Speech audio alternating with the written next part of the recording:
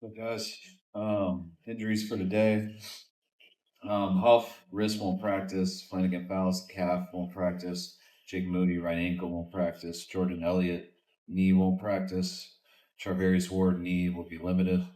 Conley oblique limited. Kittle ribs limited. Fred Warner ankle limited. Jair ankle limited. That's it. What was the diagnosis on Hufanga? Tore some ligaments in his wrist. Is that a multi-week? Yeah, be at least a month, probably longer. Is that IR? We haven't decided whether to do it or not though. Where did Ward get hurt? During the game, had a bruise on his knee. Bruce? Yeah.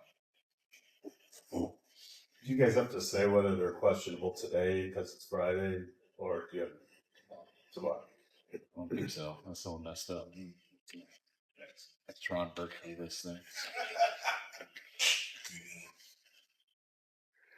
Kyle, a lot of people make a lot about McDonald's defense and what happened last year on Christmas. What can you tell us about McDonald's scheme and what makes it special? I mean, does a real good job mixing all the schemes up, fronts, coverages. His players play real hard. They're coached well. Their techniques are good tacklers, and they mix up the looks.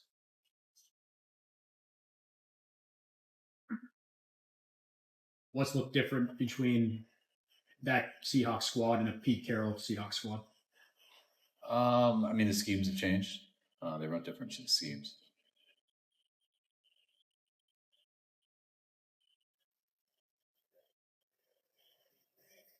Seems like Geno Smith is throwing the ball probably, I think, maybe more than some people. He's throwing it more than any quarterback in the NFL. So, how is he doing, and how much of their offense maybe revolves more around him than their running game in the past?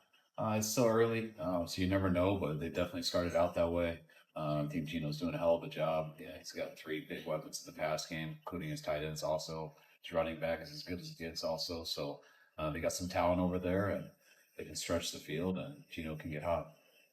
Do you have any reaction to Robert Saleh's dismissal? And have you guys exchanged texts or anything? I haven't yet, just because of how backed up we've been. I might send him a text, but I haven't got to talk to him. And yeah, I was pretty shocked.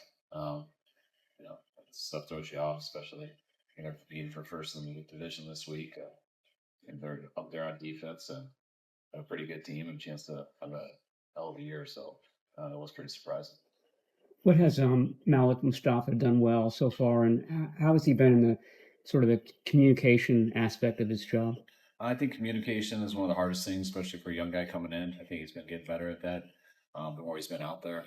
I think, just his lack of not hesitating. You guys saw that a little in preseason, just some of the hits he had, especially you saw a couple in that Tennessee game from what I remember.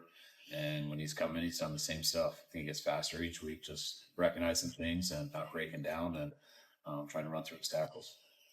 Do you have the same volume of plays and the same size of a playbook on a Thursday game as you do for a Sunday game? Yeah, I'd say the same size. You don't try to put in as much new stuff or things that take a while to get down. Sometimes we overwhelm guys on Wednesday, but you can repeat it on a Thursday and Friday and come back to it, and eventually it sticks. So you try not to do that with new stuff, but volume-wise, it's much different. You talk about kind of a do no harm approach to special teams, which can be read as like, well, why didn't you want to make it as great as possible and there'd be difference? Is that an accurate reading? And kind of what is your philosophy as far as, I guess what I'm referring to, sometimes you say you don't want them to screw it up. Yeah, I don't know if I always have the right words for that, but what I'm trying to say is you'd like to build a team to where you don't feel you have to return a kick, a punt, or have a fake kick or a fake punt, or you don't have to rely on something like that to get a win. I like to feel that you feel like you can do it between the offense and defense and just beat at someone. And I think in this league, one of the best ways to win games is to not lose a game and to not find a way to lose it. A lot of games are given away. And when it comes to special teams, with the amount of touchbacks there are and stuff, just extra points, getting a punt off, those are opportunities to lose it with any of those unblocked. There's only so many special teams plays that go into a game. And so you don't want to be overly risky on trying to win it there when you're going to have 10 to 15 plays, take out all the touchbacks and stuff. It's less than that. So you don't want to go out of your way to to be risky to try to get your stuff there. You'd rather do it with people who are out there in your 70 store plays. Kyle, can this be a galvanizing moment for your team? I understand it's really early, but you have a short week at Seattle, and then kind of that mini bye. Just get yourselves right before the 2 home games will really bite. Just like where you're at in this game. Yeah, and I mean, so many situations. I mean, losing our last 2 divisional games, having one this week's huge. Playing against Seattle is always huge. Going up there is always huge. And then always in the NFL, it's tough to get ready for a Thursday night game, but I think everyone enjoys them because it's very rare that you get to sit back and kind of enjoy that for 3 days and watch the rest of the league. And they're a lot more fun when you win, and when you get to sit back and be pissed off for 3 days, it's not nearly as much fun. Kyle, what is the We've asked these questions with Robert and with D'Amico earlier in their tenures as defensive coordinator, but with Nick, is it kind of a similar thing, just kind of figuring things out, and how would you evaluate just the early part of his tenure as defensive coordinator? I think Nick's doing a real good job. I've been impressed with him since the beginning.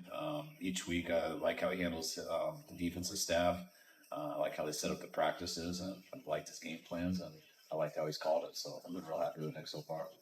Kyle, the red zone, is it, creating space in the red zone? Is it more about your personnel, or is it play design? Is it quickness? What's the key to getting that space in that tight area? Everything. Wish I could give you guys a theme for the red zone, but you get 3 tries when you're inside the 10, and depending on what you do, when we run the ball there, I think we need to be much more effective running it. When you run the ball twice, you'd like to get in and not just put one pressure 3rd down on the pass game. And when you do throw more, then you got to make sure you come through with those, especially not having a negative play with those. So running the ball better takes a lot of pressure off, also gives some better passing looks. We've tried both and haven't been good enough with both those. So it's all aspects of offense. Debo had a couple really productive games against Seattle last year. How would you, assess how he's performing specifically as a receiver so far this season? I think Debo's doing a good job. I mean, I think, he had his best game, at least statistically, right before he got hurt. Missed a week and a half. And thought it was tough for him to come back from the New England game, but he was able to get out there and play. And didn't get involved a ton last week, but it's usually a matter of time with that stuff. That stuff comes full circle, and Debo's too good to not eventually have a big one. Do you have a timeline on Moody? Is IR a possibility? It's a high ankle sprain, so usually with those, I usually say about a month. Sometimes they can surprise you and go quicker. Sometimes they can go longer. So we're not exactly sure yet. So IR is an option, yeah. Just with how quick this happened, having Huff in that situation where we got to decide, Mooney could be a possible decision. We have a number of guys already on it, so we're just trying to weigh in all that stuff. Talked a lot about Rock's ability to create with his feet and scramble and buy time. And the fact that he's doing it so much mean that you need to be doing a better job on offense to get the ball out of his hand. Sometimes it does, sometimes it doesn't. I mean, it goes both ways. It's, most of the ones that we're doing that are deeper plays. The deeper plays, and they get deep people, and it's a 3-man rush. You usually cover your checkdowns. Plays we've been pretty effective with, and when they don't do it, and I think that's where you see us hit some big crossers. But there's times that you want to get rid of it quick, but people got to be open quick too, which usually has to do with blitzers.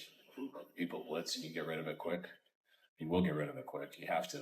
But when they don't, sometimes your checkdowns are covered, and when your checkdowns are covered, I'm glad we have another option. That's it. All right, guys. Thank you.